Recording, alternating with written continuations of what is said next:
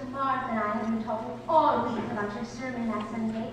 It really is wonderful, Dr. Hopper, how only 2 short years you've taken on the spiritual roof.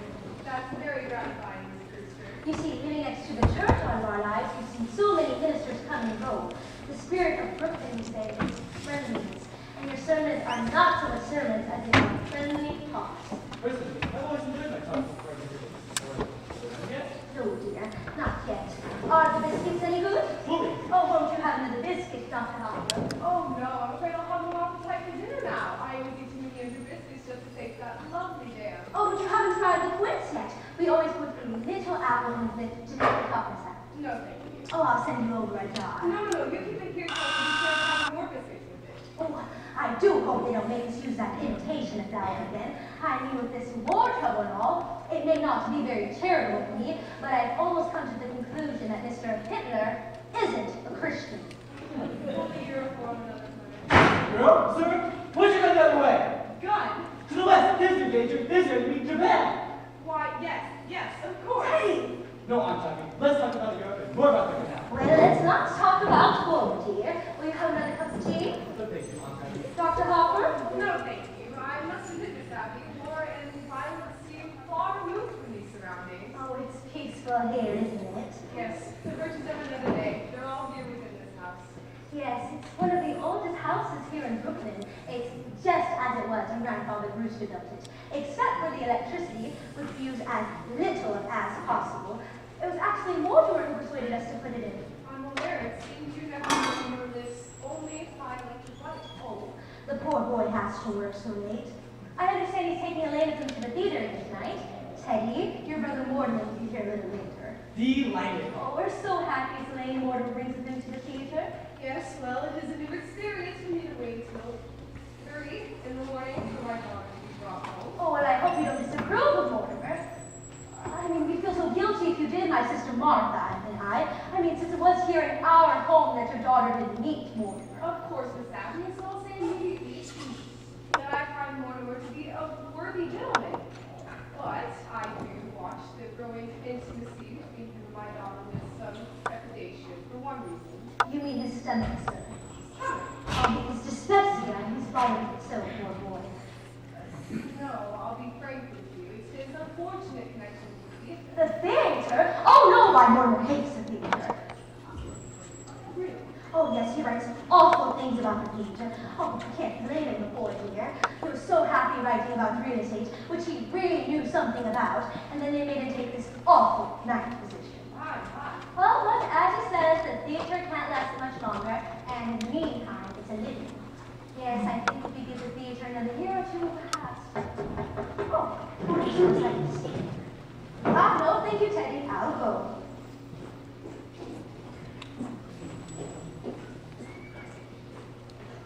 Ah, come in, Mr. Brophy. Hello, Miss Bruce. How are you, Mr. Klein? Very well, Miss Bruce. What news have you brought me? Colonel, we have nothing to report. Thank you, gentlemen. At ease. You know Dr. Hopper?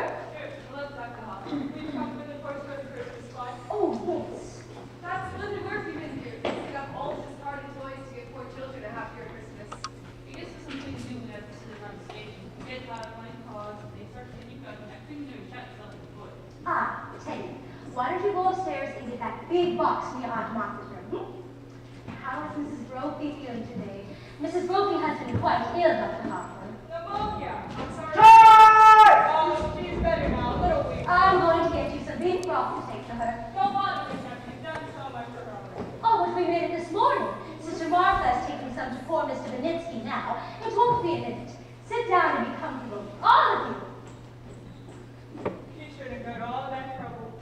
Listen, dress up careful. This is something you can do something that's for nothing. Nothing in your height.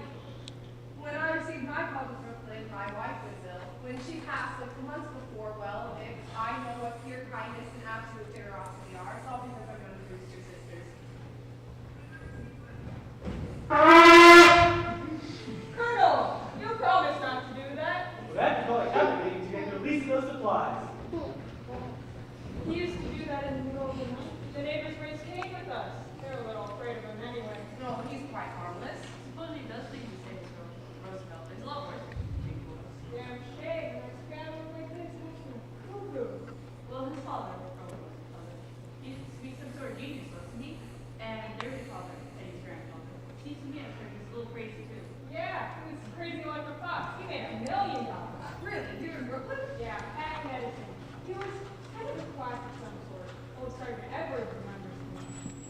the house here at the clinic? Yeah, I heard he used to make Stacy pages too. But the farmer never bothered him anyway because apparently he's pretty useful on autopsies sometimes, especially physical diseases. Well, whatever he did, he left himself as free to life, thank God for that. Not that they ever spend any of it on themselves. We are all crazy with their charities. You don't know the tenth of it. When I was working with the missing person group, I was trying to track down some of them we never did find. You know, our NEHS got the stops down in these dark rooms. Those dark rooms, they bet anybody who comes in here looking for rooms, those are like $50 in the game. Or it's just their way of digging out people to do some good shit. Well, now isn't this nice? Good afternoon, Miss Brewster. How do you do, Mr. Murphy, Dr. Harper, Mr. Klein? Very well, Miss Brewster. We just got them cut the Christmas toys. Oh, yes, Teddy's Army and Navy, they wear out. They're all packed. The colonel's upstairs acting that excuse, but the cabinet has to okay. Yes, of course. I hope Mrs. Murphy's doing better. She's doing fine, ma'am. Your sister's getting some soup for me to take to her. Oh, yes, we made it this morning. In fact, I just took some to a poor man who broke ever so many bones. Oh, Martha, you're back? How's Mr. Beninsky? Well, dear, it's pretty serious, I'm afraid. The doctor was there. He's going to amputate in the morning. Oh, can we be present? No, I asked him, but he says it's against the rules of the hospital. Oh, well, you could be a bit used. You must spare yourself something. Here's the broth, Mr. Ropey. Be sure it's good and hot. Yes, ma'am.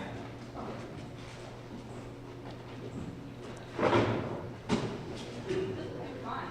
They'll make a lot of kids happy. Those Mali boys are nuts about soldiers. Mr. Norvell, I'm retired. What's this? The organ? Teddy, dear. I'm doing it in Australia. Oh, Teddy.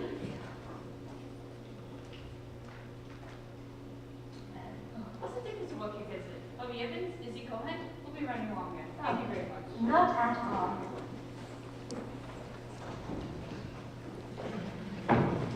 George! George, blockhouse! Goodbye.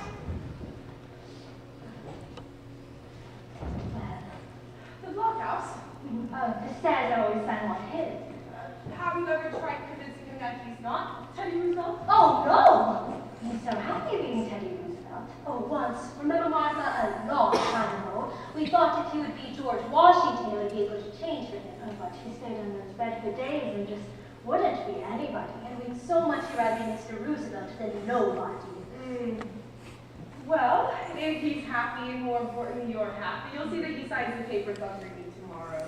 Oh, well, I suppose that they would be taking very good care of him. Yes. Teddy's supposed to go to Happiness Sanitarium after we pass on. Well. Well, I better be running along now, or Elaine will come here looking for me. Oh, give our love to Elaine, Dr. Harper. And please don't think harshly of Mortimer because he's a dramatic critic. Somebody has to do those things. Did you just have tea? Isn't it rather late? Yes, and dinner's going to be late too. So, why? Oh, Teddy, good news. You're going to Panama and digging a little up for the canal. See, plan. That's just fully. I'll get started right away. George! Happy while I was out? Oh, yes, I couldn't wait. I didn't know you'd be back. Dr. Harper's coming. All by yourself? Oh, I was home to spy. I'll run right downstairs and see. Oh, no! Oh, there wasn't any time. I was all alone. Well, oh, Martha, listen, come and see what's...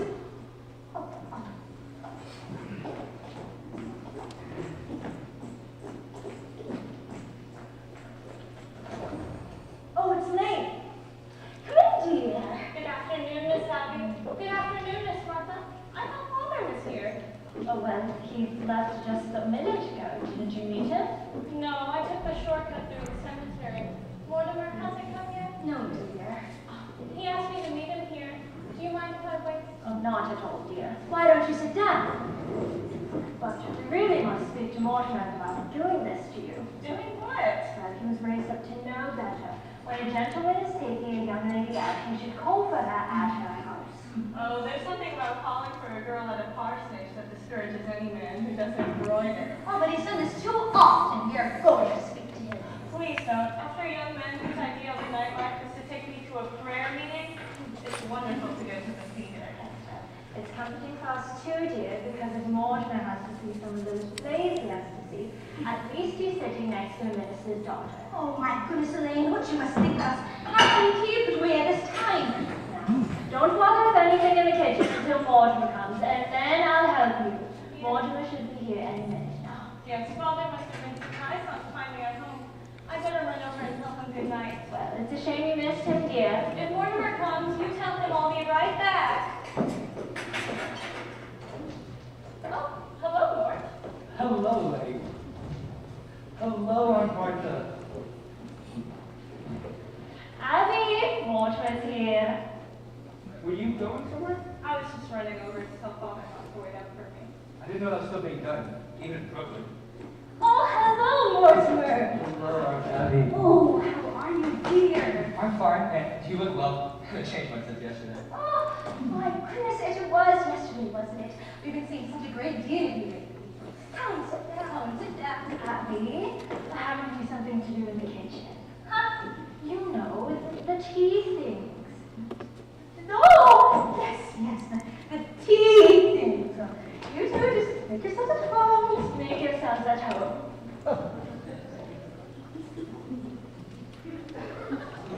Well, can't you take a hint? No, it's quite obvious. A lack of business, I should say. That's exactly what you'd say. Where do you want to go for dinner? I don't care, I'm not very hungry. Well, I just had breakfast. Suppose we go after the show? That'll make it pretty late, won't it? Not with this little sticker tonight. From what I've heard, we'll be at late by 10. You want to be fair to these plays. Are these plays fair to me? I've never seen you walk out on a musical. My musical isn't opening tonight. No. Sorry, you have to remember this. With musicals, there's at least 3 college changes and 4 postponements. I'd like to do New Haven, but it needs a lot of work. I was hoping it was a musical. You have such a light arm. Not a bit. Musicals somehow have a humanizing effect on you. After a serious play, you take me home with the proletariat in the subway, and I hear a lecture on the drama. After a musical, you take me home in a taxi, and you make a few passes. Now, that's quite an accurate piece of reporting. Oh, I'll admit, after the Bourbon play, you told me I had authentic beauty. That's a hell of a thing to say to a woman. It wasn't until after our first musical you told me I had nice legs. And I have, too. For a minister's daughter, you know an awful lot about life. Where'd you learn it? In the choir law. Maybe sometime I'll explain to you the close connection between eroticism and religion. Religion never gets as high as the choir law. Which reminds me, I better run over and tell Father not to wait up for me tonight. I've never been able to rationalize it. What? Falling in love with the girl who lives in Brooklyn. Falling in love? You're not stupid to be articulate, are you? But I guess I'll never be able to gain my self-respect unless I ask to keep you in New York. Did you say keep? But I've come to the conclusion that you're pointing out the legalities. Well, I can afford to be a good girl for 3 years yet. But I can't. Where can we get married in a hurry? Say tonight? I'm afraid Father will insist on officiating. Of course. I bet even he can make the performance sound pedestrian. Are you by any chance writing a review of it? Forgive me, dear. It's an occupational disease. Maybe I'll give that play a good review. Well, don't pretend you won't be that much. Tell your father not to wait up tonight. I think tonight I better tell him to wait up. I'll telephone Mitchell and have him publish the bands. Nevertheless. Everything formal and legal, but nothing later than next month. Oh, darling. I'll talk it over with Father and set the date. No, not to see what's in rehearsal. It'll be on the first night in October. Hello, Order. How are you, Mr. President? I'm doing just fine. What news have you brought me? Just this, Mr. President. The country is squarely behind you. Isn't it wonderful? Well, goodbye. Goodbye. Where are you off to, Teddy? Panama. Panama's a seller. He digs lots of this out there. You're so sweet with him, and he's very fond of you. Well, Teddy always was my favorite brother. Favorite? Were there more of you? There's another, Jonathan. I've never heard of him. Your aunt never mentioned him. We don't like to talk about Jonathan. He left New York when he was young, by choice. He was the type of boy who cut worms in half with his teeth. Oh, what became of him? I don't know. He wanted to be a surgeon like grandfather, but he didn't want to go to medical school, and his practice got into a lot of trouble. Aren't you two going to be late for the theater? No, we're super bitter. We want to leave for another half hour. Oh, that's for you two. Don't bother, darling. I need to run over and tell Father not to wait up for me tonight. Before I go out with you, he likes to pray over me a little. If the prayer would be too long, I had time to leave beside the still waters. Why, Mortimer! That's the first time I've ever heard you quote the Bible. Oh, we knew Elaine would be good influence on you. Oh, I'm going to marry her. What? Oh, no! Oh, Martha! Martha! Oh, come right in here. I got the most wonderful news. Mortimer and Elaine are going to be married!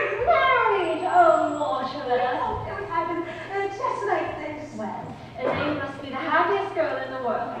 Happy? Just look at her leaning over those gravestones. Say, what's that? What's what, dear? Over there, the statue. That's Horenina Carnina. Oh, no, dear. That's Emily Stout descending to heaven. No, on Mrs. Stout's left shoulder. It's a red cross with a special swallow. I've only seen one of those in my life. Well, I don't know how you could be thinking about the birds, what with Elaine and the engagement and everything. It's an endangered species. I've only seen one of those in my life, and Thoreau was very fond of them. By the way, I left the jacket here. It was the one with Thoreau. Have you seen it? Well, if you left it here, it must be here somewhere. What are your plans? When are you getting married? What more can you tell us about Elaine? Elaine? Oh, she thought it was brilliant. What, dear? My chapter on Thoreau. Oh. Well, when Elaine comes back tonight, we ought to have a little celebration. We must drink to your happiness. Ooh, Martha, there's some of that Lady Baltimore cake left? Oh, Yes. Oh, and I'll open a bottle of wine. Where are we going? Well, with your fiancé sitting beside you tonight, I do hope to play something you enjoy for once. It may be something romantic.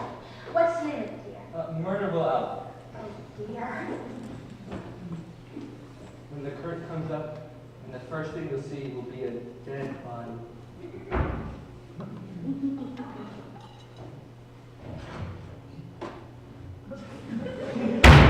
Hey, Gabby! Yes, dear? We were going to make plans of Teddy, the son of the sanatorium. Happydale? Yes, Dr. Hopper has arranged everything. He brought the papers for Teddy to sign. Here they are. He's going to get on your sign right away. Yes, that's what Dr. Hopper thinks. That way there won't be any legal difficulties after we pass on. He's not in the cellar. Give him up right away.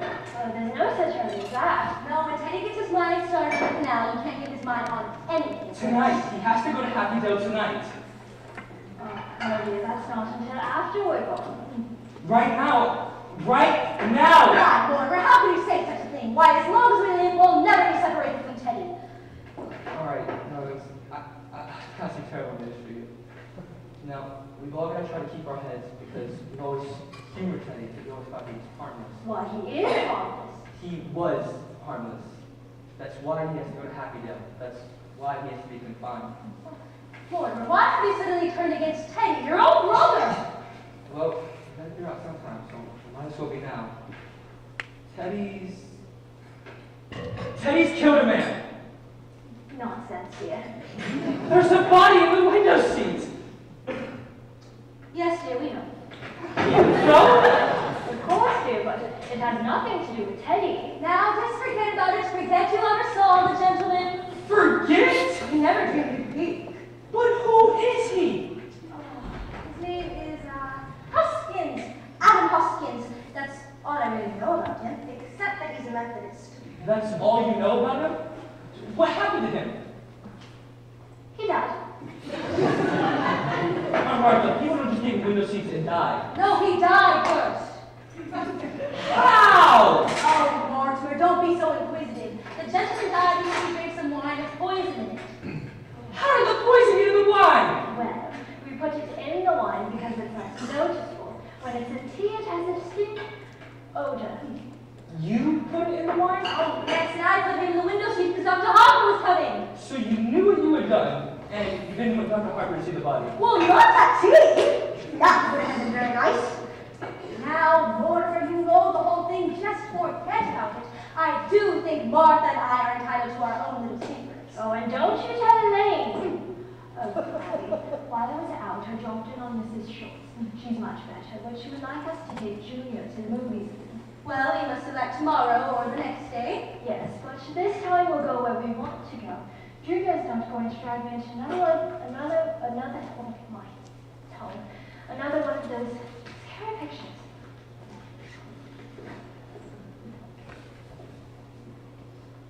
Hello, Al? Hello? Do you know who this is?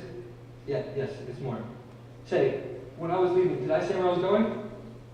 Yeah, that's right. I'm about 30 minutes out from Brooklyn. Yeah. What time have you got? Yeah, that's right. I must be here. Aunt Abby, Aunt Martha, come in here. What are we going to do? What are we going to do about what here? There's a body in there! Yes, Mr. Hoskins. Well, I can't just leave him here, but I gotta do something. Well, for one thing, dear, stop being so excited. And for pity's sake, stop worrying. We told you to forget the whole thing. But you have to realize something has to be done. Oh, Mortimer, behave yourself. You're not too old to be flying off the handle like this. But Mr. Hodgkins... Hoskins, dear. Well, whatever his name is, you can't just leave him there. We don't intend to, dear. No, Teddy's in the cellar now, digging the lock. You're gonna bury him in the cellar? Oh, yes, dear. That's what we did with the others. Others? Now, when you say others, do you mean others, other people? Yes, dear. What can I say this about? 11. Isn't it? No, dear. This makes 12.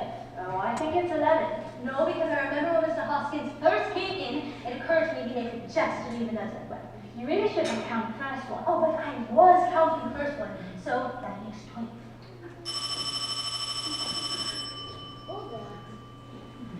Hello? Hello? Oh. Well, anyway, they're all down in the... Oh, no, I'm a sober's lawyer.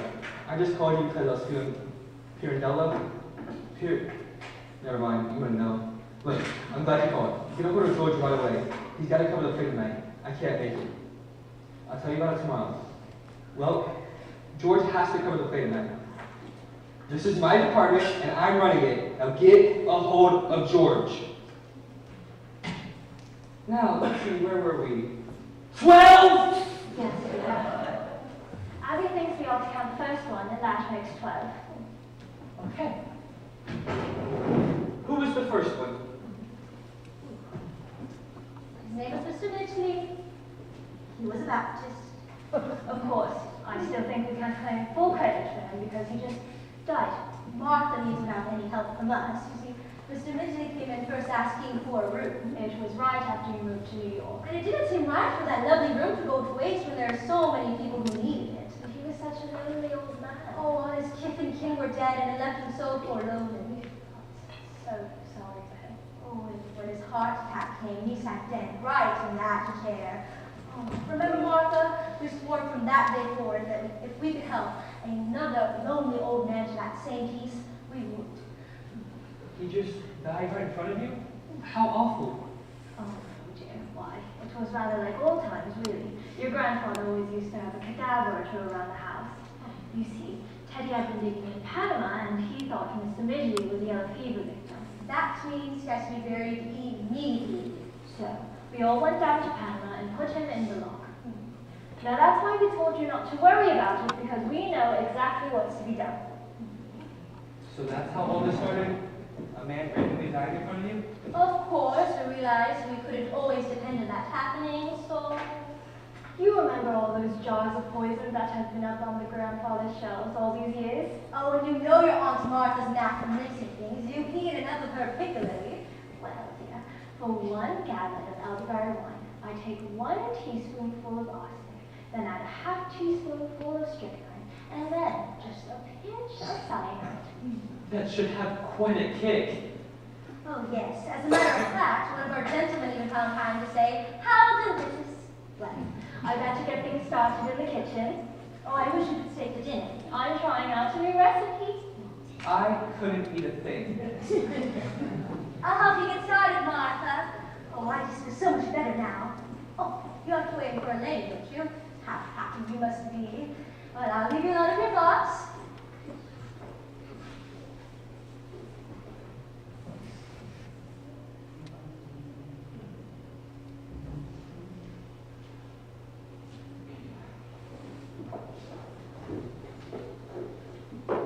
Oh, it's you. Don't be cross, darling. Father could tell I was excited, so I told him about us, and that made I have to wait. But listen, darling, he's not going to wait up for me tonight. Okay, well, you run around home. I'll call you up tomorrow. Tomorrow? But we're going to the theater tonight. No, we're not. Oh, why not? Something's come up. What is it, darling? Or you lost your job? No. Just something's come up and I don't know if I'm coming to play tonight. Now, will you please go home? Well, certainly you can tell me. No, I can't. Well, if we're going to be married. Married? Have you forgotten that not 15 minutes ago you proposed to me? I did? Oh, I did. Well, as far as I know, that's still on. Well, listen, you can't propose to me one second, throw me out the house the next. I'm not throwing you out of the house. Can you please get out of here? No, I will not get out of here. Elaine, I can't. You have to leave.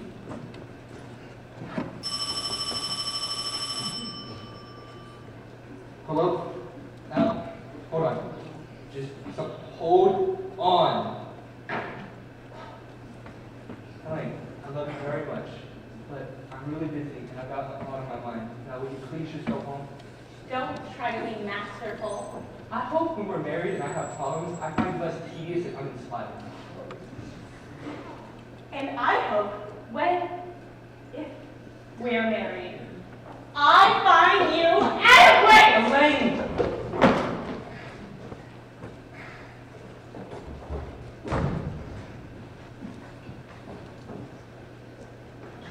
Hello, Al? Al? Hello? Hello? Al? Hello? That's the doorbell here, not the telephone.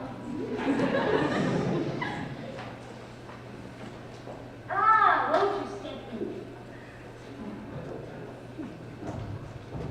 I understand you were a friend. Yes, come. These ladies and stuff. Yes, I'm Miss Brewster, and that's my sister, another Miss Brewster. My name's Good.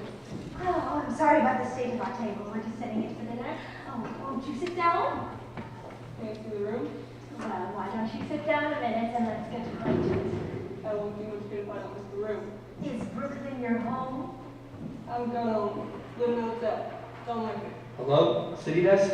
Well, are you a family of Brooklyn people? I'm done, family. All alone in the world? Yep. Well, Martha, you come just to the right house. Do sit down. Hello, Al? We got cut off.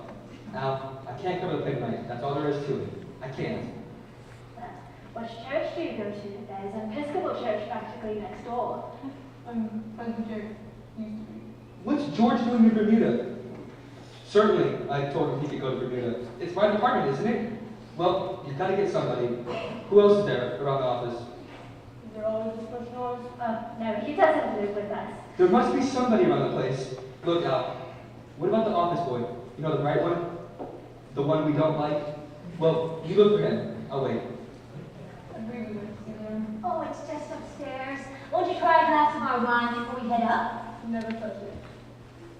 We make it ourselves. It's elderberry wine. Everyone?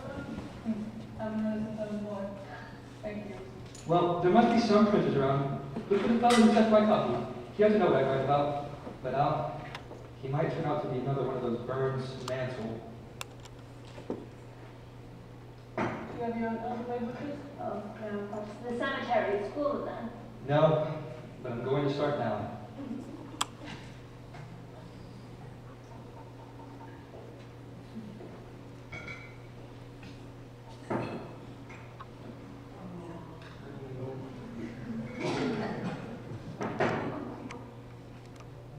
Mortimer, Mortimer, not that! Oh! Oh! Oh! You gotta go! You gotta get out of here! Go! Go! Go! Oh, no, you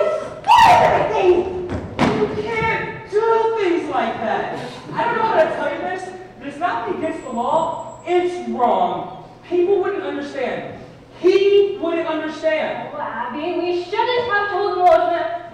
Well, what I'm trying to say is, this certainly has developed into a very bad habit. Oh, Mortimer, we don't try and stop you from doing the things you like to do. I don't see why you should interfere with us.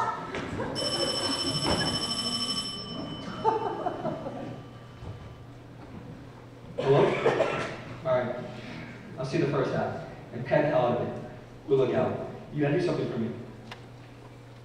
Get a hold of O'Brien, our lawyer, the head of our legal department. Have him meet me at the theater. Don't let me down. Look, I've got to go to the theater. I can't get out of it. But can you please promise me something? Well, we'd have to know what it was first. Don't do anything. And I mean, don't do anything. And leave Mr. Hoskins where he is. Why? Because I have quite a little to think about. Thanks to you. And I don't want anything bad to happen to you. Oh, what on earth could happen to us? Anyway, I'll be right back. Can you please do this for me? Well, we were planning on holding services before dinner. Services? Certainly, you don't think we'd bury Mr. Hoskins without a full Methodist service, do you? Why, he was a Methodist. Can't you wait till I get back? Oh! So you can join us. Yes, yes. Oh, Mortimer wants to join us for services, especially the hymns. Oh, Martha, remember how beautifully he used to sing in the choir before his voice changed. You'll do this for me, right? It's a promise. Well, Oh, Martha, we can do this for him now that he's agreeing with us. well, all right, Mortimer. Alright, do you have a piece of paper I can use? I gotta meet someone. Ha, here's some stationery. Will this do? Yes, that'll be just fine. I'll write my review on the way there.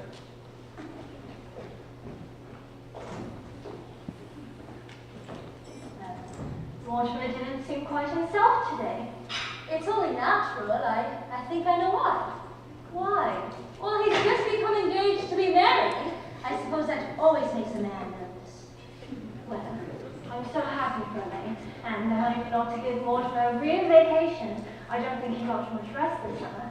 Well, at least he didn't go kiting off to China or Spain. Oh, I can never understand why he wanted to go to those places.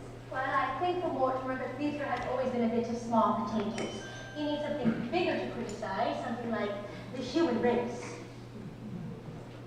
Oh, Abby, if Mortimer's coming to the funeral services for Mr. Hoskins, we'll need another hymnal. There's one in my room.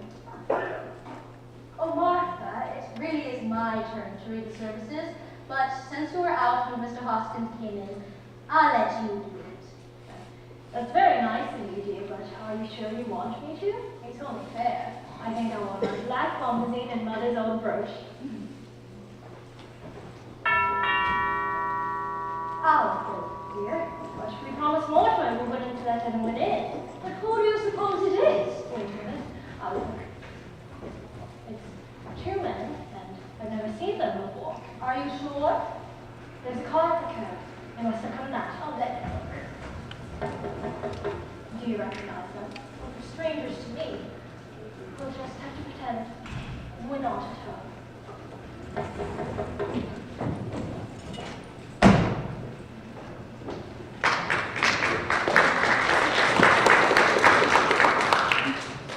Come in, Doctor. This is the home of my youth. As a boy, I couldn't wait to escape from this place. But now I'm glad to escape back into it. Yeah, it's fine. I don't. The family must still live here. There's something so unmistakably Brewster about Brewsters. I hope there's a fat cow waiting to return to Congo. Yeah, I'm very hungry. Sonny. Look at me go to your sleep. That's very much expected. That's a good omen. Who are you? What are you doing here? Abby and Martha, it's Jonathan. You get out of here! I'm Jonathan, your nephew, Jonathan. Oh, no, you're not. You're nothing like our nephew Jonathan, so don't pretend you are. You just get out of here. But I am Jonathan, and this is Dr. Einstein. Oh, and that is not Dr. Einstein. Not Dr. Albert Einstein. Dr. Harlan Einstein. Oh, well, you're not Jonathan, so you better get out of here. And Abby, I see you're still wearing the lovely garnet ring that Grandma Brewster bought for you in England.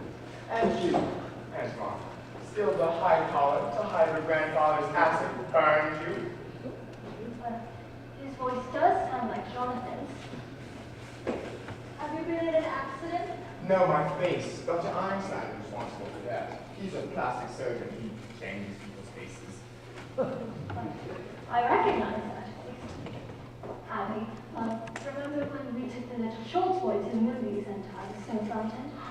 It was that face. Easy, Johnny. Don't worry, Liz. These past videos I give Johnny like clean, wonderful faces. I give him one each time. This last one, I saw a picture of that too. But when I was opening someone else, how do you say the word in English?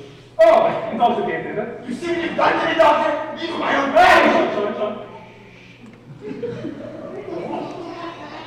In this lovely house, your aunts love you so very much. They know you. They know Johnny. They know you. Yes, you know. Yes, you do. Yes, you do. Come on, just tell. Well, Jonathan?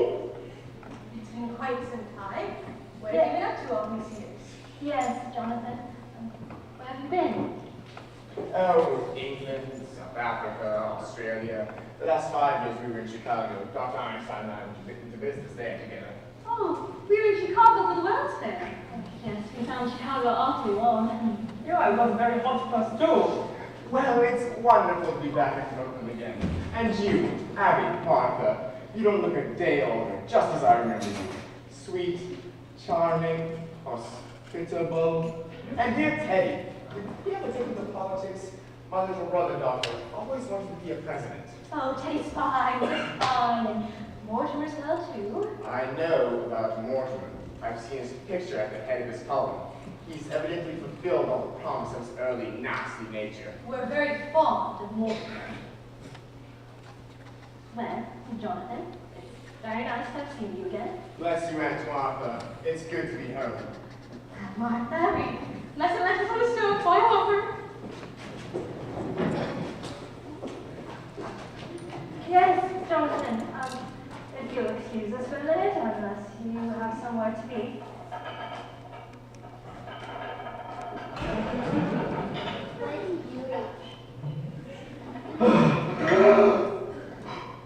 Okay.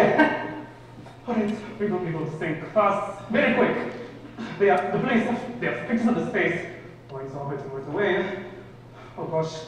We can find a place we can operate, and business pronounced will find out. Don't waste any worry on that rat. What's so many thoughts? Shit on hands. Forget about Mr. Spinoza. What is going on that boy? The Rama says? He was a nice man. You shouldn't kill him. He goes on nice lips, and what did he do? He said I look like Boris Karloff. That's your work, Doctor. You did that to me. And Shawnee, when we find a place, I'll fix it up real quick. Yes. Tonight. Oh, Shawnee, I can't do it tonight. I'm very hungry, admittedly. Oh, Jonathan. We're glad you took the time to remember us and to say hello, but you were never happy while you were in this house, and we were never happy while you were in it. So we've just come to say goodbye. And I can't say your feelings towards me comes as a surprise.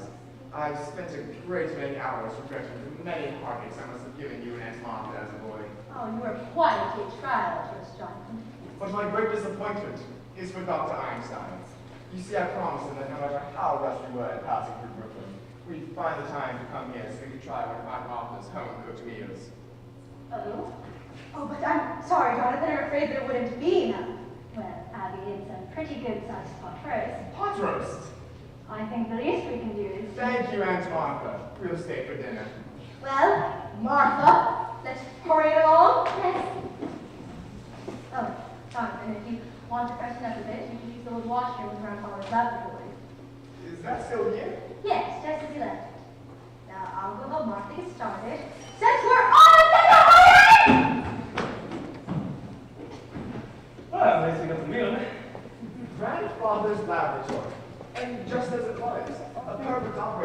Doctor. It's extremely concentrated, use it. Plumbing your fish repeat. We can make a fortune here. The laboratory, the large ward in the attic. 10 beds, Doctor. And Brooklyn is trying for your talents. No. I hope it's optioning. I mean, for Brooklyn, I think it's a useful rate. You don't know this town without you, Doctor. Practically everyone in Brooklyn needs a new face. Yeah, but some of the old faces are locked up. A very small percentage. And boys in Brooklyn are made to paying the getters to stay out of jail. As far as sounds surely, yeah, they don't want us here. We've been invited to dinner, haven't we? Yes, what's happening? Leave it to me. I'll handle it. Why, this place will be our headquarters for years.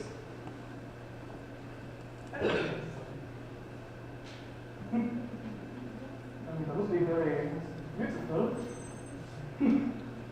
This lovely house is your aunt's. Such lovely ladies, my I love them already. As much as I can. Doctor, you must wait until we've been invited. Would you just We'll be invited. But if you don't, Doctor, to help us all women. well, so it comes through a beautiful dream. Only I hope it comes true, of course. Oh, this would be a perfect place. It's so peaceful and quiet. Yes, Doctor. That's what makes this place so perfect for us. It's so peaceful.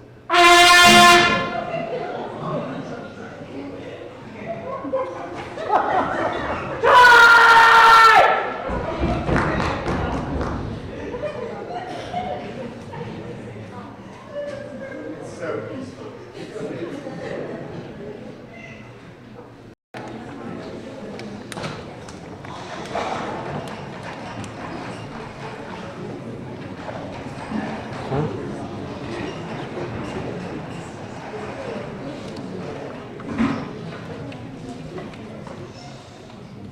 Yes, Auntie. Those 5 years in Chicago were among the busiest and happiest of my entire life. Hey, when you go to something in Indiana. They would be interested in our experiences in Indiana. Well, Jonathan, you live an interesting life, I'm sure. But we really shouldn't have allowed you to talk so late. My meeting Dr. Einstein in London, might I say, changed the course of my life forever. You remember that I had been in South Africa in the diamond business. Then I went to Amsterdam, the diamond market. I always wanted to go back to South Africa. I didn't use my case there. Dr. Einstein made it possible for me to return. Nobody goes over that actually. When the music was took advantage of the space, it looked so different. Why I didn't think you do something again. I love that face. Why, I still carry the picture around with me in my pocket. Oh, this looks more like we're used to, but I still wanted to know you. I think we'll go back to that face, Doctor. Yeah, it's safe now. Well, I'm sure you both want to get to where you're going. Dear aunties, I'm so full from that delicious dinner, I couldn't move a muscle. Oh, yes. Yes. It's very good here. After all, it's very late, and I found it! What did you find, Teddy? The story of my life, my value. Here we are, both of us. President Roosevelt and General Wilkins at Africa. This is me, General, and that's you. My, how I've changed. Well, you see, that picture hasn't been taken yet. We haven't even started to work on the level cut. Now, General, come with me to inspect the canal. oh no, it is not Japan. Brown? No, that's the wrong way off. What's the nonsense? It's just down in the cellar. The cellar? We let him dig the panel down instead. General, as President of the United States, of both the Army and the Navy, I commend that you come with me to inspect the new law. Teddy, I think it's time that you went to bed. I beg your pardon? Who are you? I'm Woodrow Wilson. Now go to bed. But your face is familiar. Perhaps someone will meet later. Oh, yes, on a hunting trip to Africa. Definitely feels like in the jungle. No. This is your brother Jonathan here. He's had his face changed. So that's it. A nature trip! Perhaps you had better get to bed. Jonathan and his friend have to get back to their hotel. General Goethals, why don't you go and inspect the canal? Very well. Also, they go, Mr. Mr. President. Oh, that's just for me. Take this with you. Come with me. It's not south, you know.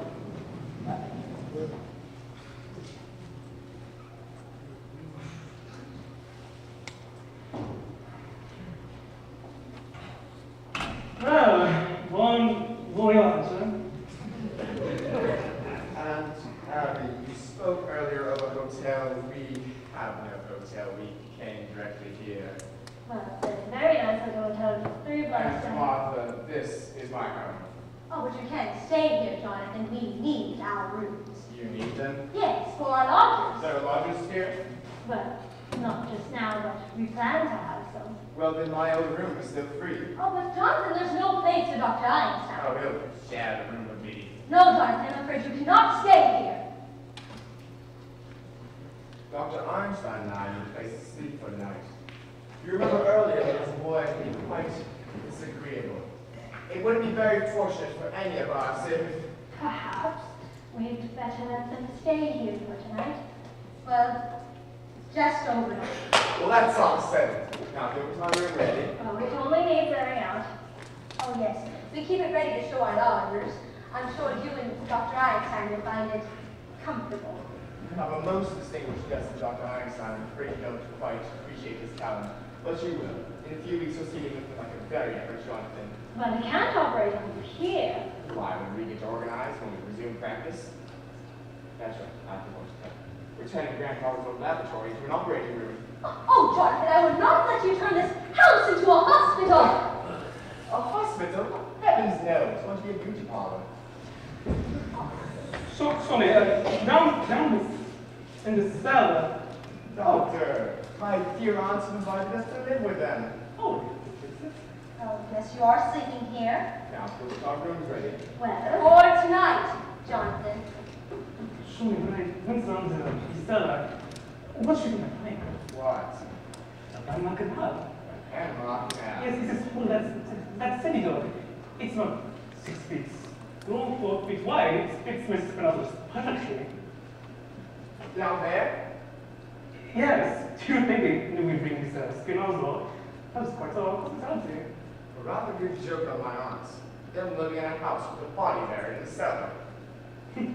But how do we get him up there? Yes, you're right. We can't just walk him into the front door. I know. When they've gone to bed, we drive the car between the house and the cemetery.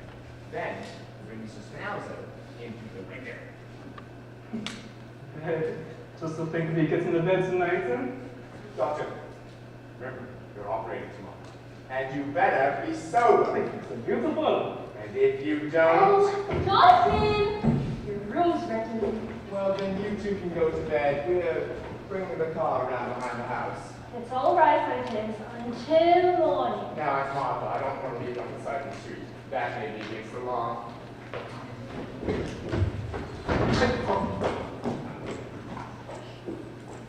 Abby, what are we going to do?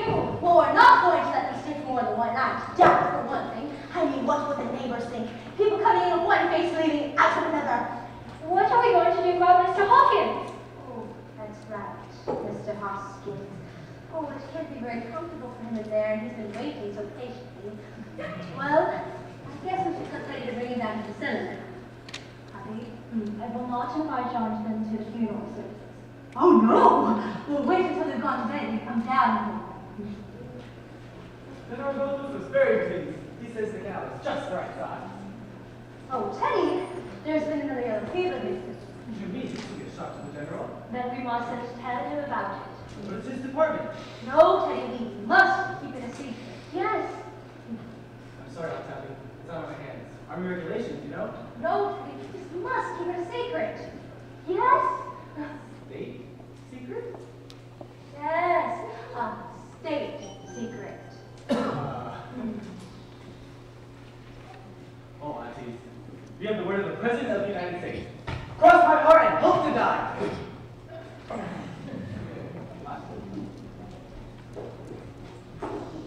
How exactly are we going to keep it a secret? Well, first thing, you go back down to the cellar and I'll turn off the lights, and when it's all dark, you come back right up and take Mr. Hoskins down And then we'll come down later and hold service. We announce the president will say a few words. Where's the president? Oh, why, he's in the window seat. Dear me, you never had yellow fever there before. It seems to be spreading. Well, go along, Teddy. Mark, so when Jonathan and Dr. Einstein get back, let's see if we can get them to go to bed. Yes. And then by the time they're all asleep, we'll be dressed for the funeral. Honey, I've never actually seen Mr. Hospital. My goodness, that's right, you were out. Well, please come over here and take a look. He's really quite very nice looking, considering he's Methodist.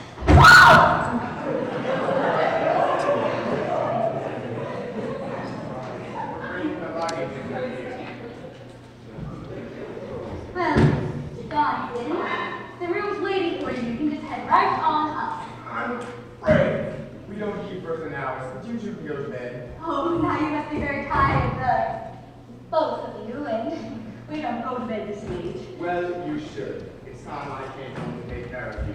But we weren't planning to go. As Martha, did you hear me say go to bed? The instrument case up and go upstairs tomorrow. Now then, we're all going to sleep. Well, I'll just wait until you're up. There'll be another flight, Doctor. Run along now, Aunt Martha. Okay, Aunt Abby. Oh, I'll just go on right up. Aunt Abby, the lights.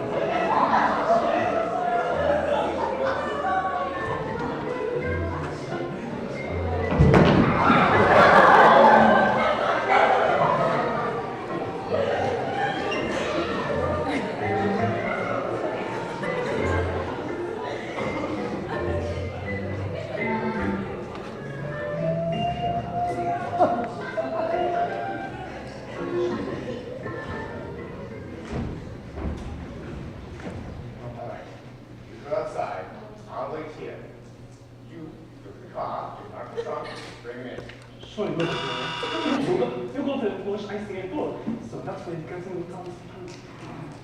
Okay. I'll go outside, look around. Then when I tap my glass, open the window. I think it's... Let's wait something here.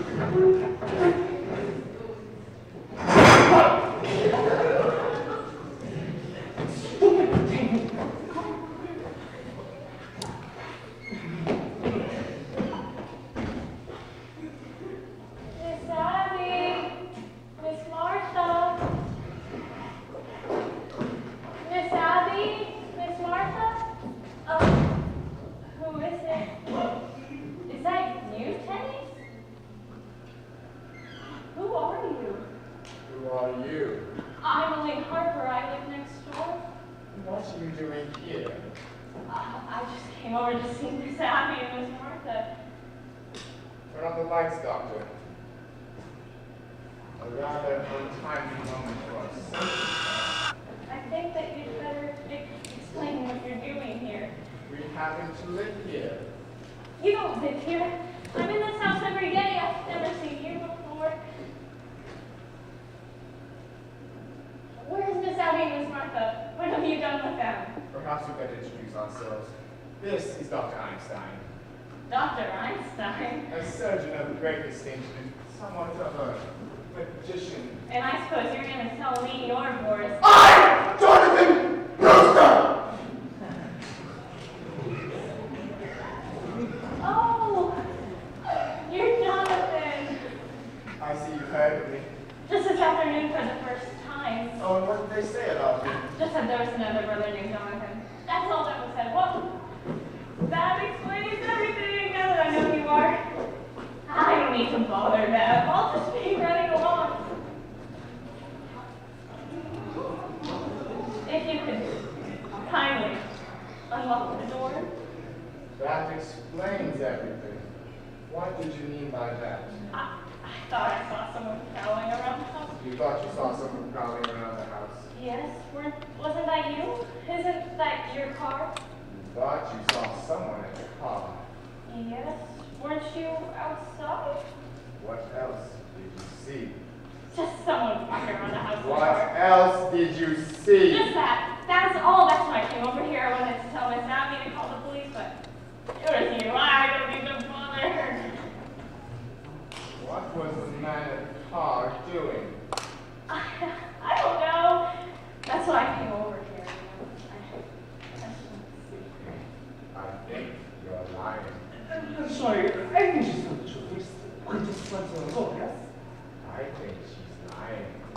Breaking into a house at a time like this, though, she could be dangerous. She shouldn't be left to run around.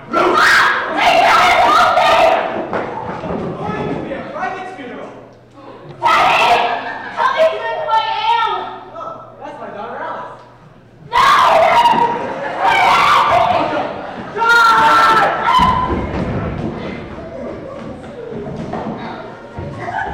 What's going on there? It's nothing to worry about. Oh, please. We've called the police. Go back to sleep.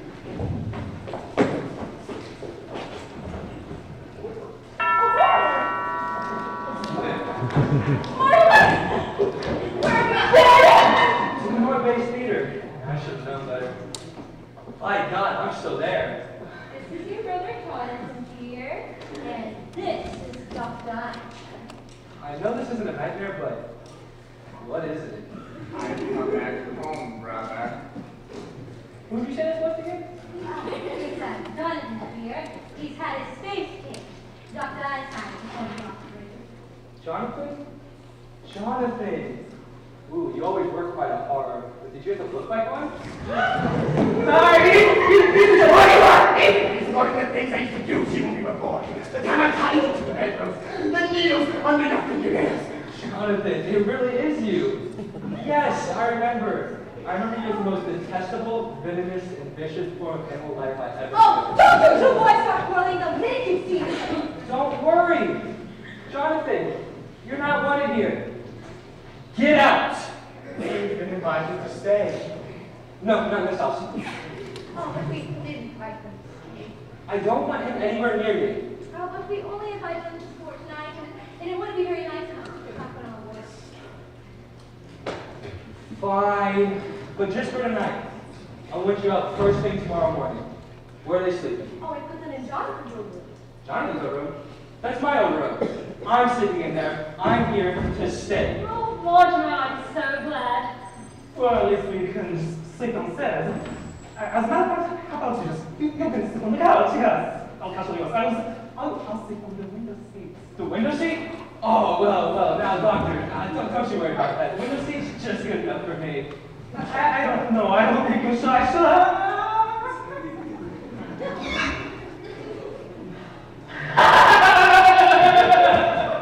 Shaggy, you know, this whole thing reminds me of,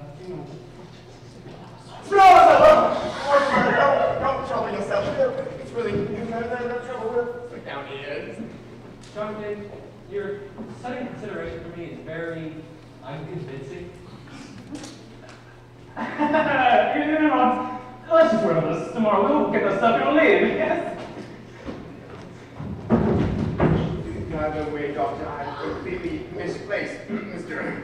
Spinazzo. Who's this Mr. Spinozzi? Oh, just a primash he's been looking for. Don't bring anyone else over here. Look, I'll tell you what's in the morning.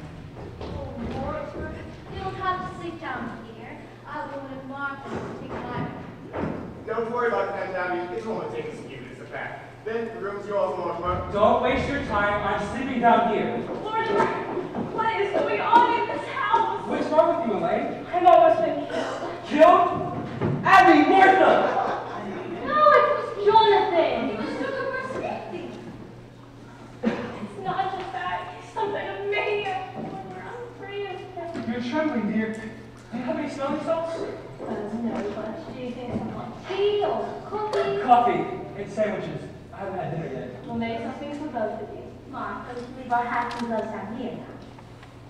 What were you doing? It's late. It's almost 12. 12! Elaine, you gotta go. What? Oh, we wanted some sandwiches for you both. Why, don't you remember? We wanted to celebrate your engagement. That's what we'll do here. We'll make something nice for both of you. And we'll open a bottle of wine. All right. No wine! Mortimer, what is this house? What do you mean what's going on in this house? You were supposed to take me to dinner in the theater tonight. You called it off. You asked me to marry you, and not 5 minutes later, you tried to throw me out the house tonight, just after your brother tries to murder me. You want to throw me out again? Now listen, Mr. Brewster, before I leave, I need to know something. Do you love me? Yes, Elaine, I love you. I love you so much, I can't marry you. Have you suddenly gone crazy? No, but it's only a matter of time. Sanity runs my family. Practically godless. I should have known better. If you think you can get out of this by pretending you're insane, you're crazy. No, it goes way back to the first Brewster, the one who came over the Mayflower. You know how the Indians used to scout the settlers? He scouted the Indians. Mortimer, that's ancient history. No, and then there's my grandfather. He used to try his patent medicine on dead people, just so he wouldn't kill them. But Mortimer, he couldn't have been that crazy. I mean, he made $1 million. And then there's Jonathan. You just said he's a maniac who tried to kill you. But he's your brother, not you. And I'm Teddy. with you. Teddy. You know Teddy. He thinks he's the president. No Brewster should marry. I realize that now. If I knew my father, I would have stopped him. What about your aunts? They're the sweetest, sanest people I've ever known. Well, even they have their peculiarities. But with lovely peculiarities, kindness, generosity, human sympathy. There's another one. There are plenty of others. Look, Elaine. You've got to go. Something's just come up. What? But we're here alone together. I know I'm acting irrationally, but just put down a bad Brewster. Will you at least walk me home? Why? It's just a little walk in the cemetery. I'm afraid. Of what? Well, will you at least give me a kiss goodnight? Of course, dear. Good night. You critic.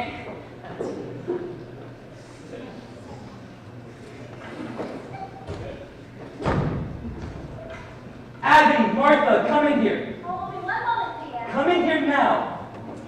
What is it? I thought I told you to not let anyone in. Oh, the daughter just walked in. I'm not talking about Oh, Jonathan. Dr. Einstein. I'm not talking about Dr. Einstein. Who's that? Oh, we told you, Mr. Hoskins. It's not Mr. Hoskins.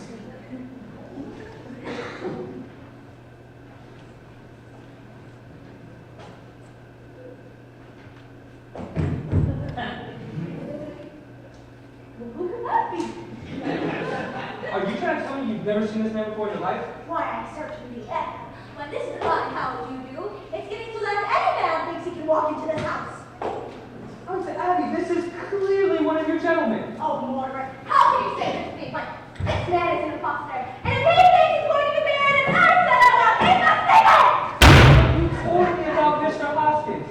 That man certainly didn't get the idea from him. Where is Mr. Hoskins? Oh. He must have gone to the pen. You buried him. Not yet. We don't have time. Oh, you know, Jonathan and everything. Oh, dear, we always wanted to hold a double funeral, but I will not trade services over a total stranger! Total stranger, you told me about the 12 people you poisoned you're having in the cellar. How am I supposed to believe that? I did. But you don't think I'd stoop to tell a fib, would you? Mother! I'm not kind of word.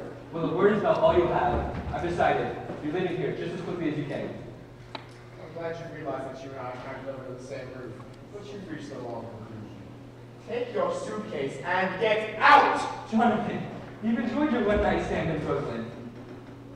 You had your fun.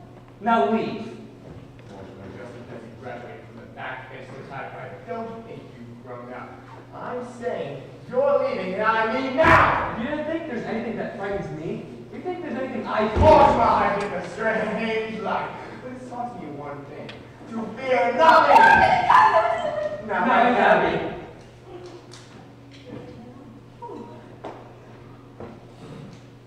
No, Jonathan. Let Aunt Martha see what's in the window seat. Aunt Abby, I owe you an apology. But I have great news. Jonathan's leaving. He's taking the doctor and his cold companion with him.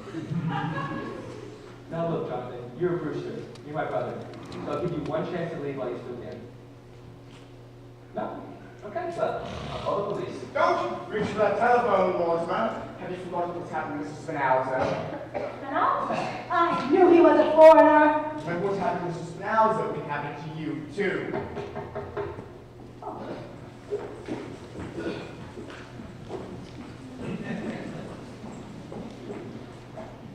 Oh, Officer O'Hara.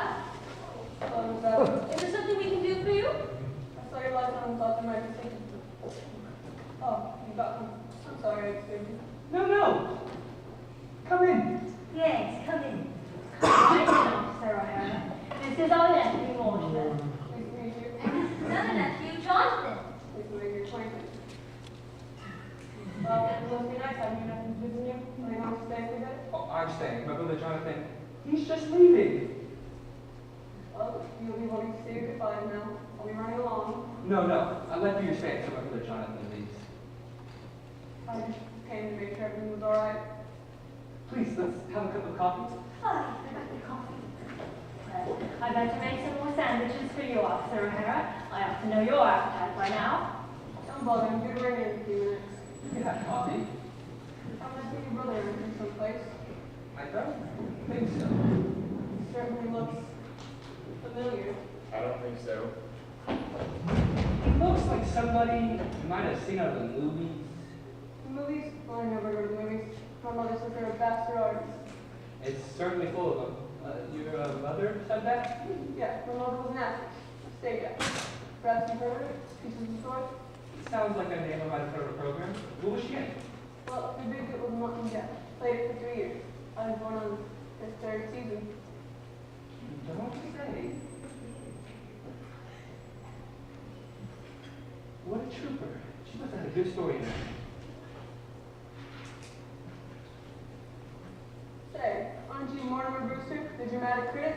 Yes, I am. It was fate my walking here tonight. You see, we're in the same line of business. We are? Yeah, I'm a playwright. This whole being on the police force thing is just temporary. How long have you been on the force? 12 years. Collecting material for a play. I'll bet it's a honey. What I'll do with all the things I see going on here. Oh, you got no idea what goes on in Brooklyn. Yeah, no idea. Say, what time you got? Just a little after 12. You better ring in. No. Oh, are you leaving? Well, that sucks. You're running out of time. Good thing you have all your stuff back. Oh, Officer well. O'Hara, it was great meeting you. But my brother's leaving, so you should probably go.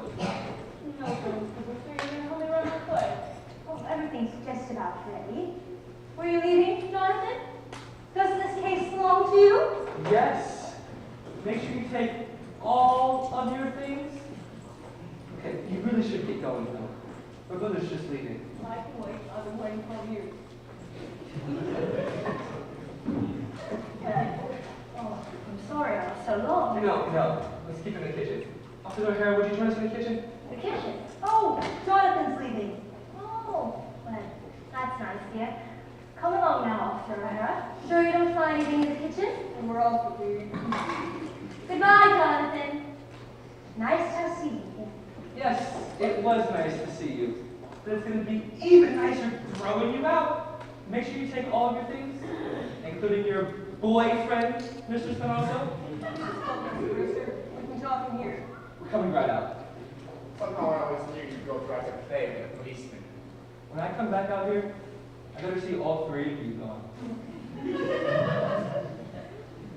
Doctor, there with my brother must be sorted out.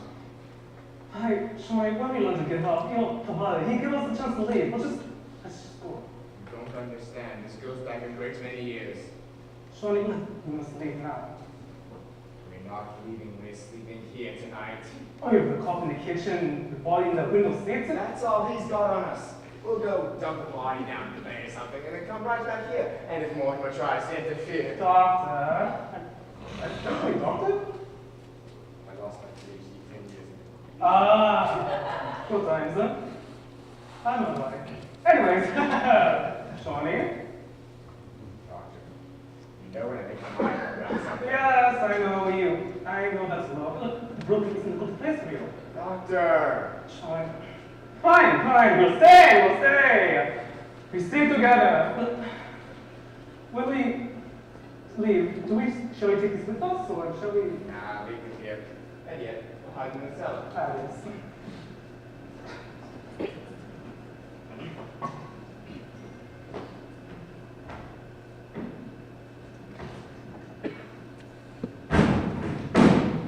Shawnee? Yes. You know that hole for Mr. Spinoza? Yes. Seems like the is in the hole had too much money, actually.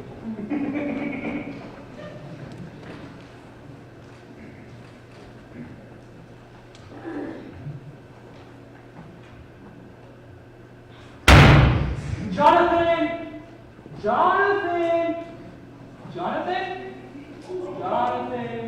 Well, what are you doing here? I thought I told you to get going. I'm going. Do you not believe me? I'll certainly tell O'Hara what your little fella is doing in there. We're not leaving. Fine. Guess I'll tell him. Gets rid of you and him. Oh, Officer O'Hara! You tell O'Hara what's in the window seat. I tell him what's buried down in the cellar. The cellar? What were you doing in the cellar? What's he doing down the cellar? There's an elderly gentleman down there. He used to be very dead. No thanks, ma'am. They were fine. It's so funny. Now what do you want to say to O'Hara? Is there something you want to say to me? Oh, shouldn't you bring you in? Well, bring me in. I'll get your aunts in here and I'll tell you the plot. No. Let's go someplace alone and do it. Maybe later?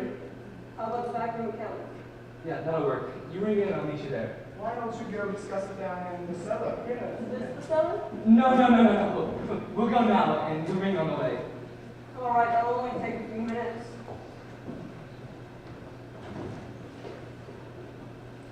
Okay, I'll ditch him and be back in 5 minutes.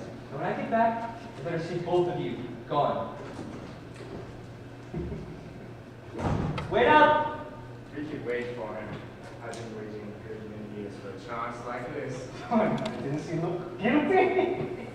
Say, why don't you go take our bags, put them up in our room? As a matter of fact, I do. Have they gone? Oh, we thought we heard somebody leave. Oh, it was just more time to put the bathroom in it. Say, is there any food left in the kitchen? I think Dr. Einstein and I enjoy my tea. But you won't have time. No, if you're still here and Mortimer gets back, he won't like it. Oh, you're right. It is lots like this. Please make something for Dr. Einstein and I to eat. We're burying Mrs. Schnauzer down in the cellar. Oh, no! You can't bury Mr. Snow's in our cellar. You've got to take him with you. There's a friend of Mortimer's downstairs already waiting on him. A friend of Mortimer? Yes, I think they'll get along just nicely. They're both dead. Oh, he must be Mr. is this a hospital? You know about what's down in the cellar. Of course we do, and he's our immortal gentleman. He's one of us, and we won't have any strangers buried in our cellar. I'm sorry, you're a gentleman? It's a strange, but Mr. Crosscast. Mr. Hoskins is not a stranger. Besides, the cellar's crowded already. Crowded with what? Well, there are 12 graves down there.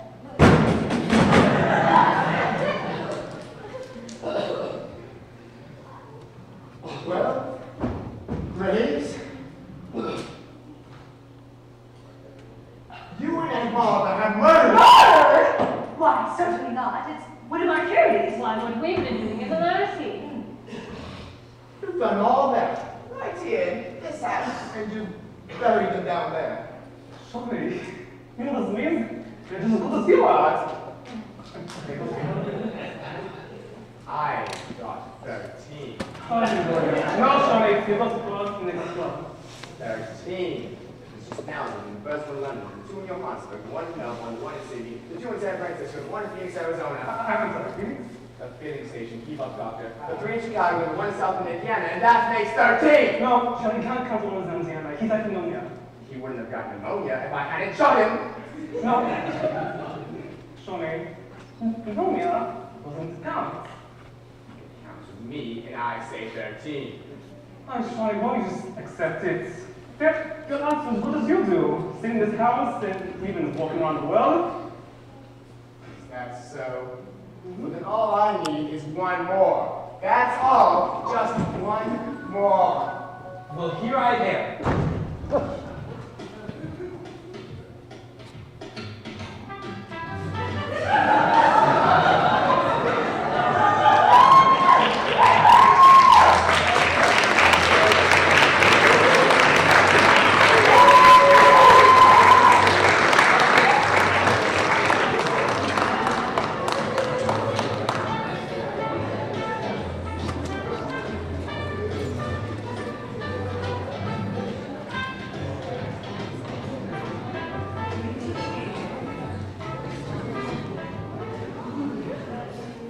You stop doing that! This is our house! This is our cellar! You can't do that!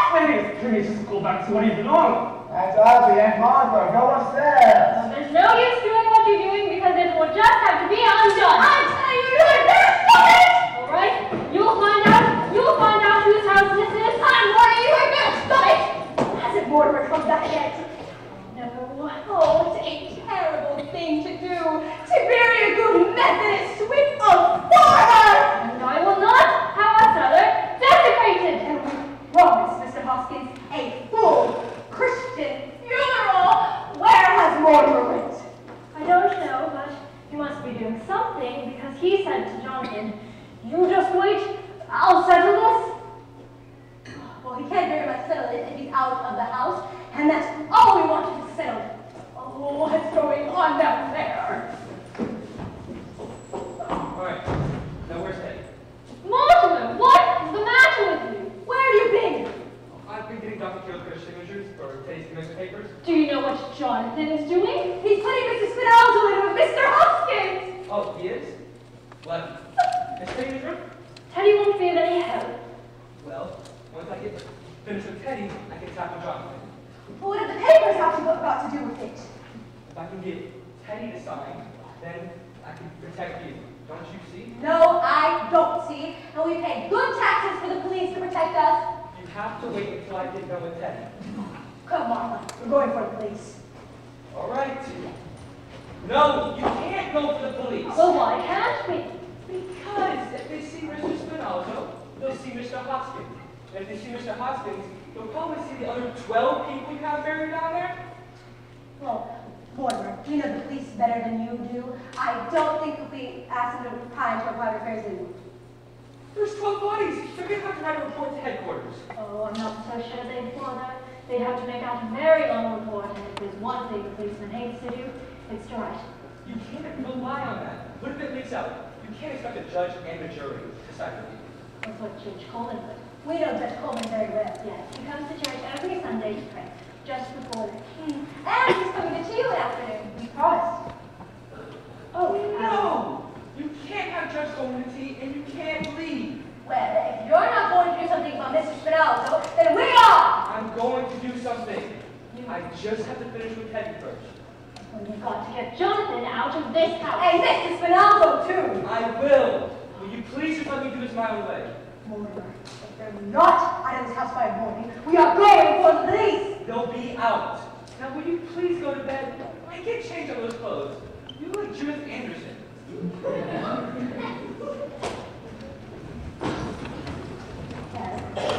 Abby, I'm so relieved, isn't it? Yes, if he's finally going to do something at last, that just means Jonathan's up to a lot of unnecessary trouble. We better tell him. Oh, Jonathan, you better stop what you're doing. It's already done. Now, got it here, Mortimer. Oh, well, it's just going to have to be undone. You're all going to be out of this house by morning, Mortimer's promise. Is that so? Well, then you two can go to bed and have a pleasant night's sleep. Yes, come on. Good night, Doctors. Not good night, Jonathan. Goodbye. By the time we wake up, you're already out of this house, Mortimer's promise. And then he's got a way of doing it, too. So then Mortimer is back. Yes, he's upstairs talking to Teddy now. Goodbye, Jonathan. Goodbye, Jonathan. Perhaps you'd better say goodbye to Mortimer, too. Oh, you'll see Mortimer. Yes, I'll be seeing Mortimer.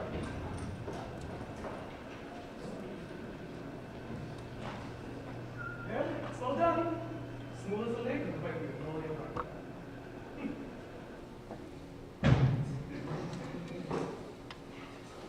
Yeah. Ooh. Look at some things right now. How many is better now? I've got the next one. Doctor, you're forgetting. But, My brother, Mortimer. Shawnee, can we do some more time? I have to open this bottle. I know you're operating tomorrow, but tonight we get you my brother. Shawnee, please, I'm tired. Weak, I'm hungry. Doctor, I'm so bad. look at me.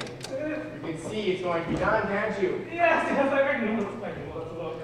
It's a little too late to dissolve our partnership now. Yes, I suppose it's true. But if you're going to go through this, can do this a good way like the one in London. When you give this man, you want to. No, Doctor.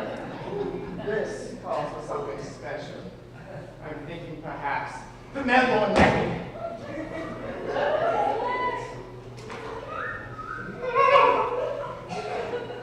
God, don't try it! No, not the 2 albums. And the one in the novel was a dead as one in London. No, we had to work too fast in London. There was no aesthetic satisfaction to it. With Melbourne, oh, there was something to remember. No, not to remember. Remember is less than I want. Yes, Doctor. Where are your instruments? No, I'm sorry, I'm not saying so. Get your instruments. No. Where are you? You hid them down in the cellar. Where? I'm not saying so. I'll find them, Doctor. Sorry, no. Don't do that, Mr. President. I have to consult a cabinet meeting to get those papers signed. But this must remain a secret. Secret? How unusual. Japan mustn't know until it's signed. Japan. Those yellow devils. I'll sign it right away. Yes, let's go inside. You wait here. A secret proclamation that you signed in secret. At once, Mr. President. I'll put on my signing clothes. Please, now.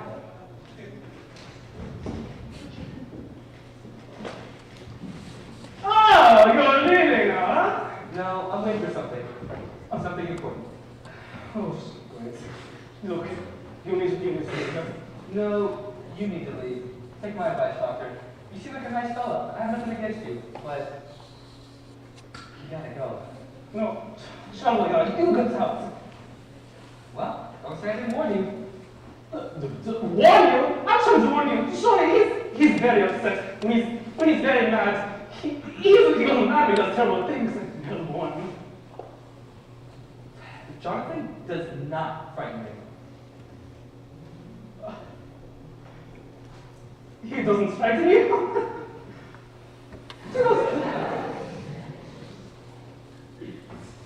Jules, please not teach you anything? About what? One of the people in the place seem to have more sense than you do.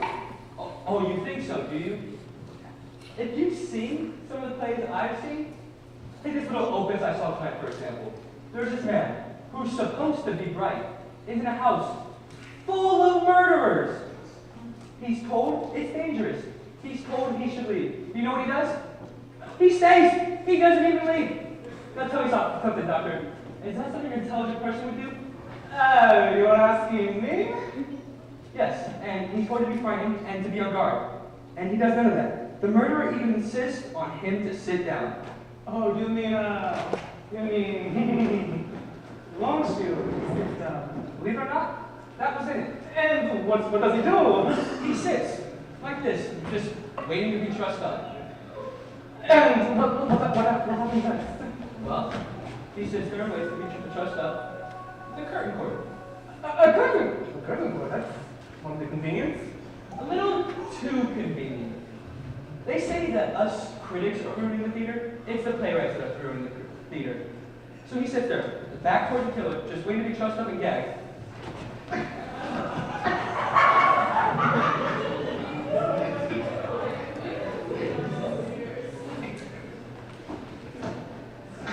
This way comes with guts.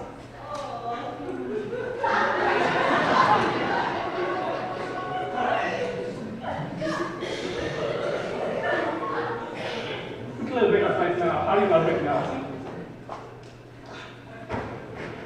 Oh, you're nice enough for Stella. She wasn't very bright. Now, most of you mind, I think we'll finish up with this story of yours. Brother, I've been gone for 20 years.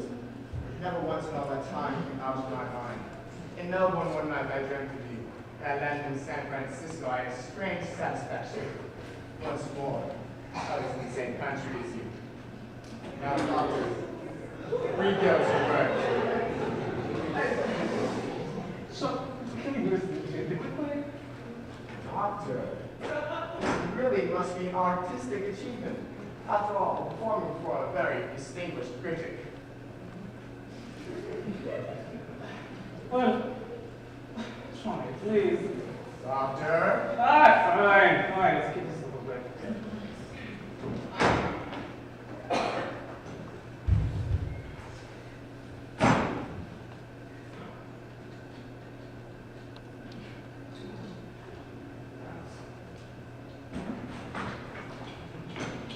All ready for you, Doctor.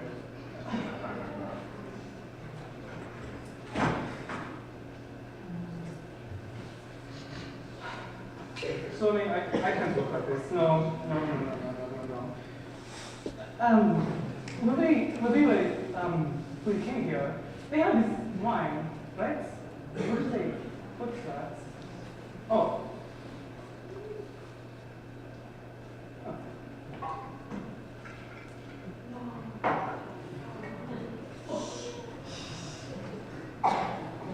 Sounds like it's busy room. Oh, it smells like a jewel. Dr. Rachel, where are your manners? Yes, Mortimer? I now realize it was you who brought me back to Brooklyn. Doctor, to my dead brother! You're an idiot! That's it! There's no sex! That's all! Just sex! Sorry, no! Not touching anyone but standing! We get to Teddy later. Now, Doctor, we've got to work fast. Quickly, yes? Yes, Doctor, that quickly. What? Okay, Grandma's gonna quit blowing that horn.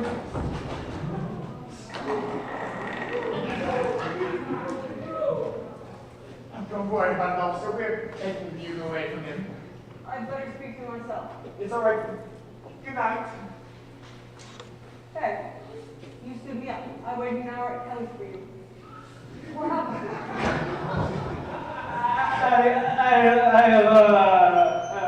I speak English. Oh, yes, I do. Sorry.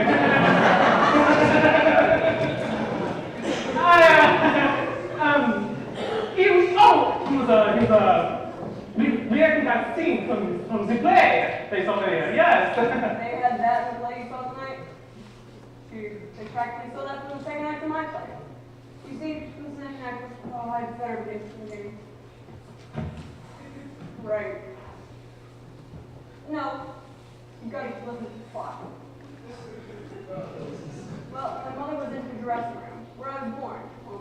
ain't born yet.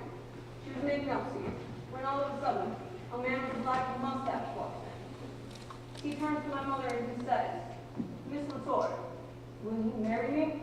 She doesn't know she's pregnant.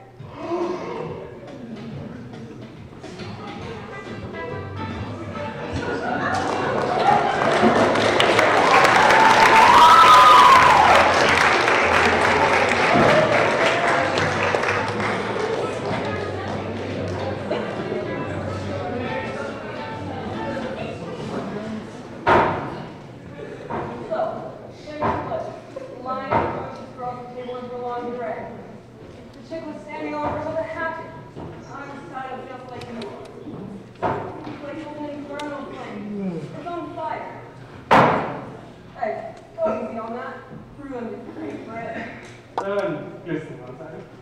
How do you like it so far? I mean, just want to sleep. Well, if you ain't got no more interest in that, you don't get a drink.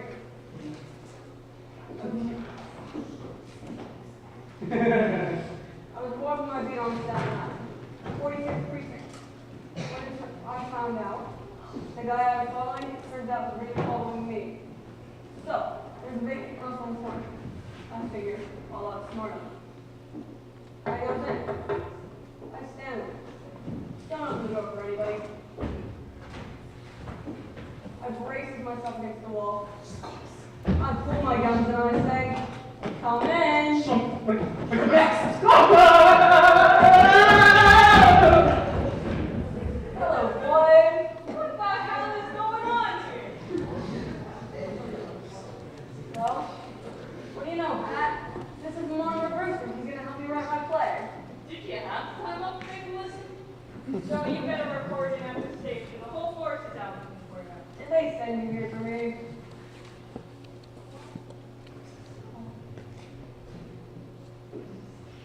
To be honest, we didn't know he was here. So we came to warn the old ladies that there's everything. The colonel blew that bugle again in the middle of the night. The way the neighbors have been calling it, right? You think the Germans dropped that bomb on Papa Captain? But Lieutenant's on the warpath. He says the colonel got to be put away someplace. Yes, he does. Gee, Mr. Brewster, the second act runs a little long. I'll run through the third real quick. Get away from me. Say, you don't know what time it is. It's after 8 o'clock in the morning. It is? Look, the first two acts run a little long, but I don't see anything I can leave out. You can leave all of it out. Who the hell is this guy? That's my brother Jonathan. Oh, the one that ran away. So he came back. Yeah, he came back. This is Brokey. Get me, Mac. I better let them know we found you, Joe. Mac, tell the lieutenant that he could call off the big man, huh? We found him in the Brewster's house. Do you want us to bring him in? Oh, all right. We'll hold him right here. The lieutenant's on his way. Oh. So I've been turned in, huh? All right, you've got me. I suppose you and that stool-painted brother of mine will split the reward. Reward? Now, how does it turn in? My aunts are sweet, charming old ladies, but you're wrong. What the hell are you talking about? You better be careful what you say about those aunts of yours. They have to be friendly. Come to the cellar, I shall show you the power. Teddy! Teddy! 13 bodies, I'll show you. Wait a minute! Do you not want to see what's down in the cellar? Go on down in the cellar with me. I don't think I want to go in the cellar with him. Look at that place. It looks like Boris Karloff.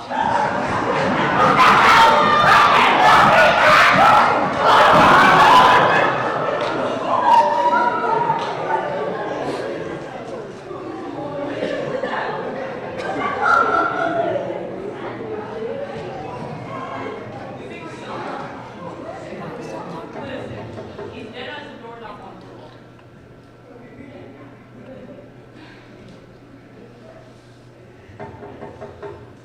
Come in.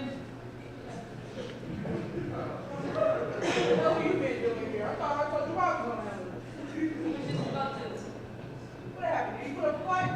This is the guy that closed the bugle. This is his brother. He's trying to find.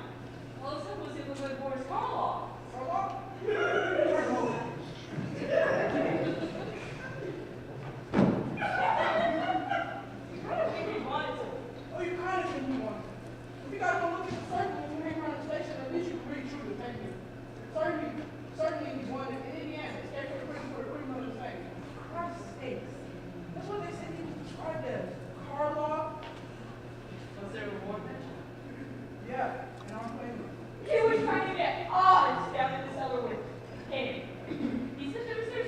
them there? 13 bodies in the cellar.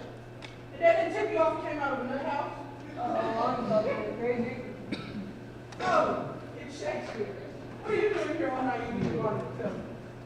I've been right here, sir, riding my plane with the Mortimer Bridge, sir. Yeah, well, you'll have plenty of time to ride that plane. Get back and report in. You're suspended. Can I at least come over and use the station typewriter? No, get out of here. Take that guy somewhere and bring him to. See what you find out about his accomplice. You know, the guy that helped him escape. He's wanted too. No wonder Brooklyn's in the Shakespeare thing. Flatheads like you run around office, falling for that kind of trip. 13 bodies. Well, there are 13 bodies in the cellar. Why, President Roosevelt?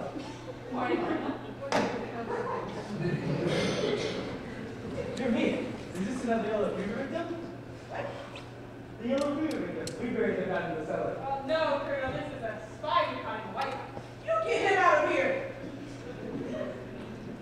Come on, hurry up, hurry up.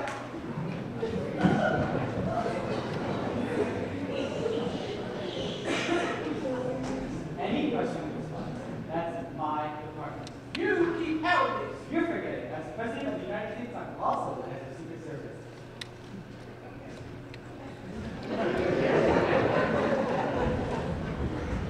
Hello, Captain. I'm Mortimer Brewster. Are you sure? I would like to talk to you about Brother Teddy, the one who blew the bugle last night. There's nothing to talk about, Mr. Brewster. He's got to be clean.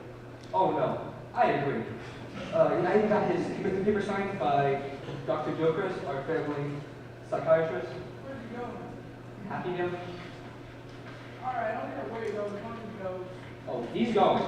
But I just want to talk to you about the 13 bodies in the cellar. Hey, yeah, the 13 bodies in the cellar. It ain't enough that he's studying a piece of that darn bugle. But could you imagine what would happen if that cockeyed story about 13 bodies got out? And now he's starting a yellow fever scare. Human. Yeah, 13 bodies? Who would ever believe that? Well, you never know. I had a murder when we started over at Greenpoint at one point. Had to give up half of our collection to prove that.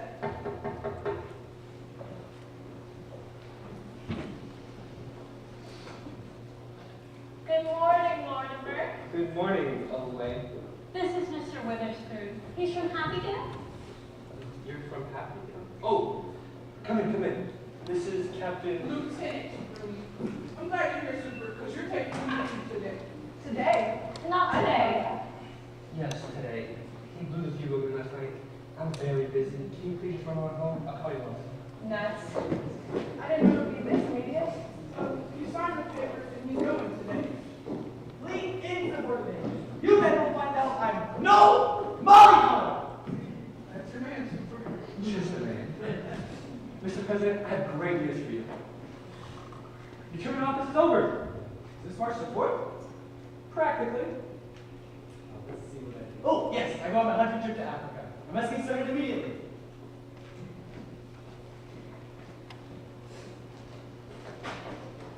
Is he trying to move into the White House before I moved out?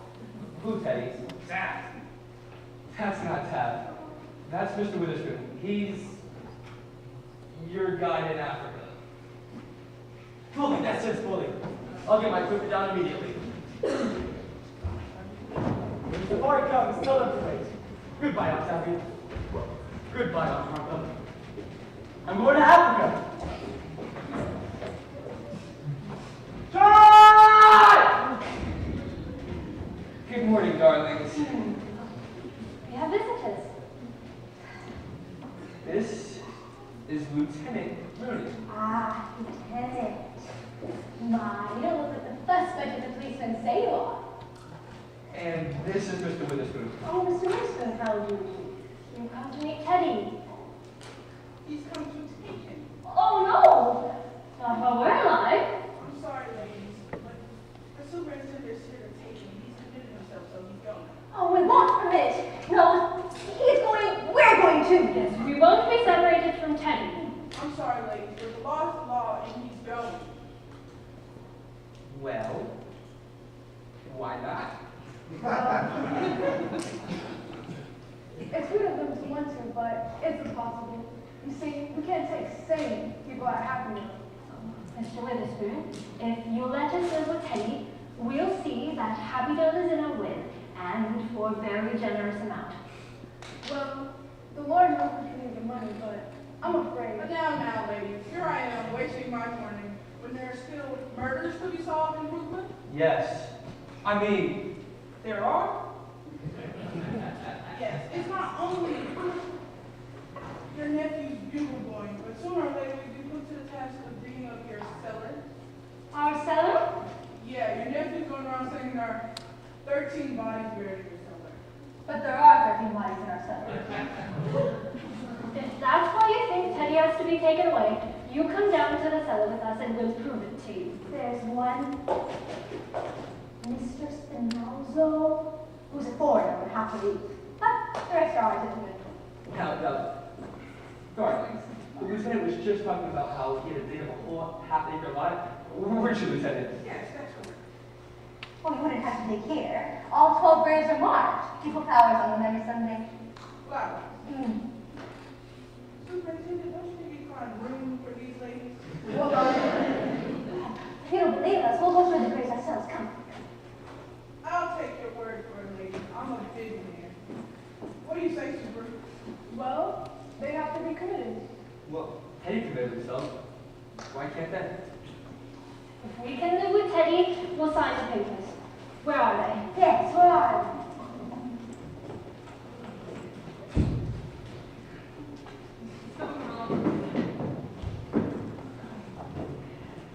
Good morning, Mr. Klein. Are you here too? Good morning, Klein. He broke you with his mother's neck. Well, Superintendent, I want to get this all cleaned up. 13 miles. The bill's not right here.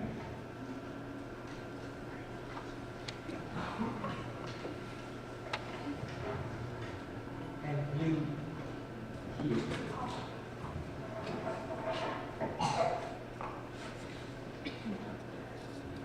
Everything formal legal?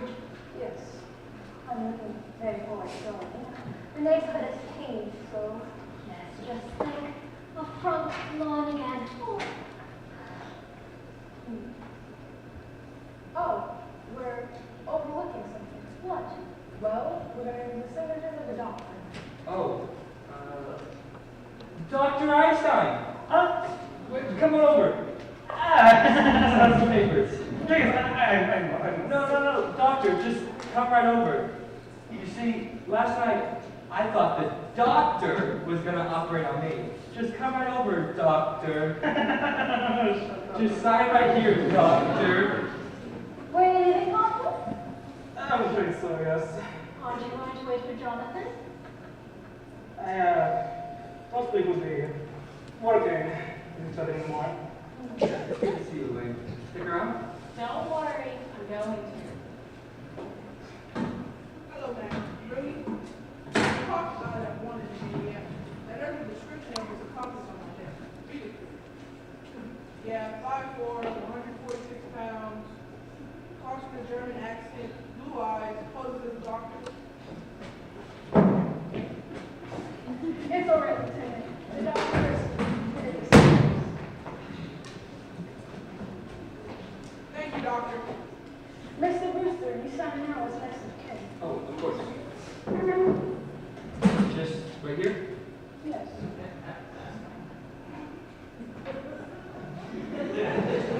Everything good now? Why, yes.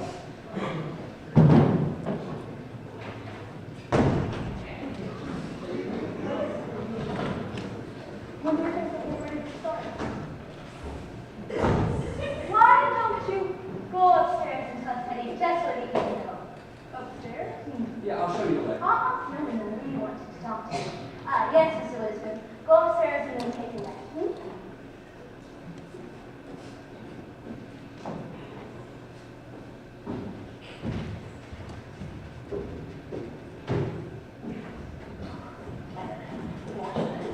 Now, as for moving, this house really is yours. Yes, you want you to live here now. Oh, really? But this house is just full of so many memories. You don't need a place for when you and Elaine get married. Well, that's very definite. It's nothing of the kind. We're to be married right away. More sure. Something we're really very worried about. Don't worry, because you're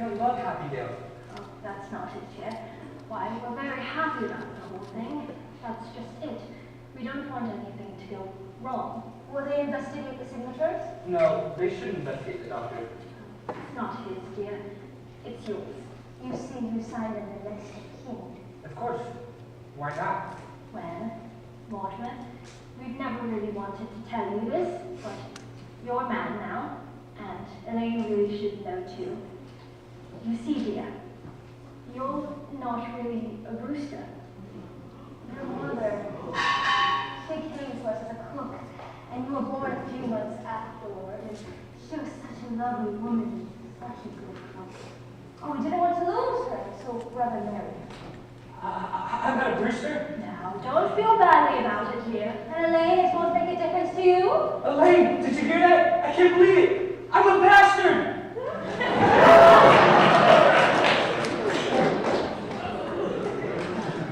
I ought to see about breakfast. Oh, don't worry. Me and Mortimer are going to have breakfast at my house. Father's gone to Philadelphia. And coffee. It's been a long night. Well, in that case, I should think you'd want to get to bed. I do.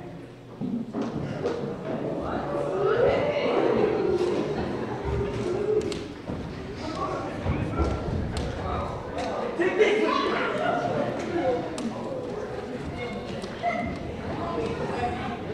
My car's parked out front. Are you leaving now, Johnny?